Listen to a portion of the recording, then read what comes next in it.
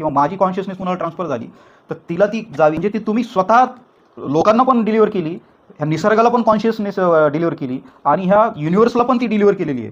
तुम्हाला तो तिन्हींचा बॅलन्स साधं साधं शेवटपर्यंत जावं लागतं. ह्या नॉलेजपासून आपण फार भरकटत गेलो आहे. हे नॉलेज आयुष्यामध्ये प्रत्येकाच्या डिस्क्राईब नाही होत, पण ते आनंदाच्या स्वरूपातून, भावनांच्या स्वरूपातून ही कॉन्शियसनेस रिफ्लेक्ट होत होत तिथपर्यंत जाते.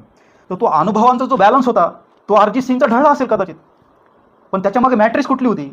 हे जे प्लॅटफॉर्म करून ठेवण्यात गेले आणि त्याचा जो भडीमार झालेला आहे, त्याचं जे लॉकिंग झालं नाही व्यवस्थित, त्याचा बॅलन्स आता नाही आला, त्याचा भडीमार ॲडव्हर्टाईजसाठी तुम्ही अरिजित सिंगच्या ट्रेलरमध्येच एवढ्या वेळेस ते गाणं ऐकलं की तुम्ही परत अरिजित सिंगला ती डिलिव्हर श्रोते म्हणून देऊ शकले नाही.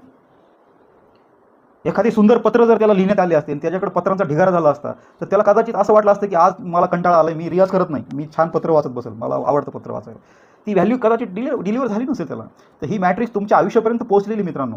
त्यामुळे सोशल मीडियाचा वापर बॅलन्स पद्धतीने करा आणि रिअल लाईफमध्ये त्या कलेला कसं आस्मदास करायचं आहे श्रोता म्हणून आणि ॲडॉप्टर म्हणून. तुम्ही जर त्याचे प्रॅक्टिसर असाल तर तुम्ही एखादा माझं आता जर कोणी गाण्याची प्रॅक्टिस करणारा जर हे बघत असेल तर त्यालाही भविष्यात हा प्रश्न पडू शकतो अरिजित सिंग सांगा काय. मग अरिजित सिंग सारखा माणूस जर रिटायरमेंट घेतो तर मग मी आता काय करू? कारण काळ फोपावतो मित्रांनो, काळ फोपावतो.